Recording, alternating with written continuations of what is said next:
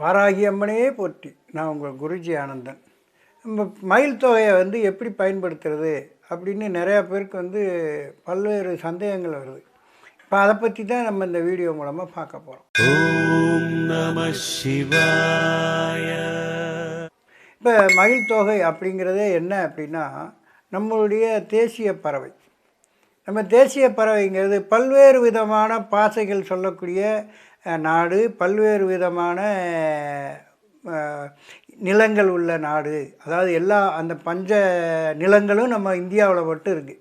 மற்ற நாடுகளில் இது மாதிரியான நிலங்கள் இல்லை. மலைனா மலை இருக்குது, நிலம்னா நிலம் இருக்குது, பாலைவனம்னா பாலைவனம் இருக்குது, கடல்னா கடல் இருக்குது. இது மாதிரி அந்த அந்த நிலங்கள்னு சொல்லக்கூடிய முல்லை, மருதம், பாலை, இது மாதிரி அந்த மாதிரி 5 விதமான நிலங்கள் உள்ள நாடு இந்த நாடு. அப்படிப்பட்ட இந்த மயில் தொகையை ஏன் இந்தியாவுக்கு ஒரு தேசிய பறவையாக சொன்னாங்க அப்படின்னா, இது எல்லா நிறத்துலேயும் அந்த ரெக்கை இருக்கும், எல்லா நிறத்துலையும் இருக்கும். அப்போ அந்த மயில் தொகைன்னா என்ன, 5 விதமான பஞ்சபூதங்களையும் அடக்கக்கூடிய சக்தி அந்த மயில் தொகைக்கு இருக்குது.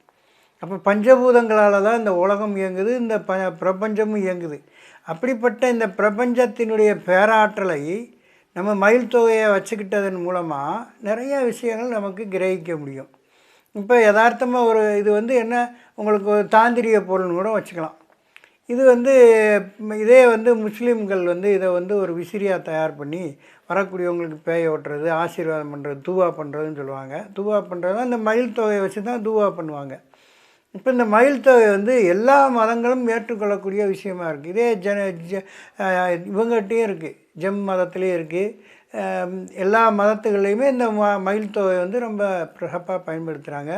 முருகனுடைய வாகனமாக மயில் இருக்கிறதுனால இந்த மயில் தொகை இருக்கிற இடங்களில் முருகன் இயற்கையாக அந்த இடத்துக்கு ஆசீர்வாதம் பண்ணுவார் அப்படிங்கிற ஒரு கான்செப்ட் இருக்குது. அப்போ இந்த மயில் தொகை பொதுவாக மயிலுடைய அந்த இதில் உடம்புலேருந்து பிச்சு எடுக்கப்படுறது. அதை பழமொழியோடு சொல்லுவாங்க, கேள்விப்பட்டிருப்பீங்க. மயிலே மயிலேனா இற ஓடாது, அதை பிடுங்கினாத்தேன் அப்படின்னு சொல்லுவாங்க. அப்படின்னா அது என்ன ஆகுது, தானாக மழை பெய்கிறதுக்கு முன்னாடியே ஆண் மயில் அந்த தொகையை விரித்து ஆடுமா. அப்போ அந்த ஏரியாவில் இயற்கையாகவே அந்த மழை வரப்போகுதுங்கிறத உணர்த்தக்கூடியது அந்த மயில் தொகை. அப்போ சீதோசன நிலைகளை உணரக்கூடிய அந்த மயில் தொகையை உங்கள் வீட்டில் நீங்கள் வச்சுக்கிட்டிங்கன்னா உங்களுடைய அந்த பிரபஞ்சத்தினுடைய பேராற்றல் உங்களுக்கு இயற்கையாகவே உங்கள் இடத்துக்கு தேடி வரும் இல்லையா. அப்படினால பொதுவாக எந்த தீய சக்திகளும் இந்த மயில் தொகைகிட்ட அண்டாது. இப்போ யாராவது பேய் பிடிச்சி ஆடுறாங்கன்னா மயில் தொகையை வச்சு 4 தட்டு தட்டினீங்கன்னா அந்த பேய் பிசாசை அவங்கள விட்டு ஓடிடும். இது சாதாரணமாகவே நம்ம மயில் தொகை நம்ம படிக்கிற காலத்தில் சொல்லியிருப்பீங்க. ஒரு நோட்டுக்குள்ளே ஒரு மயில் உள்ளே வச்சுட்டு போனால் அந்த படிப்பு நல்லா வரும்னு சொல்லுவாங்க. நிறையா சின்ன பிள்ளைங்கள்லாம் இந்த காலத்தில் அப்படி இல்லை, அந்த பழைய காலத்துலலாம் நாங்கள் படிக்கிற காலத்தில் என்ன செய்வாங்க, மயில் தொகை உள்ளே வச்சு விடுவாங்க. அப்போ அறிவு ஆற்றல் பெருகும். அப்போ இந்த மாதிரி அந்த மயில் தொகையை நாம் படிக்கக்கூடிய புத்தகத்தில் வச்சா சரஸ்வதி நல்லா நமக்கு ஞானத்தை கொடுப்பாள், அறிவு ஆற்றல் பெருகும். அப்படிப்பட்ட இந்த மயில் தொகையை விசிறியாக பயன்படுத்தலாம். தொகையவே மொத்தமாக கட்டி பூஜை ரூமில் வைக்கலாம்.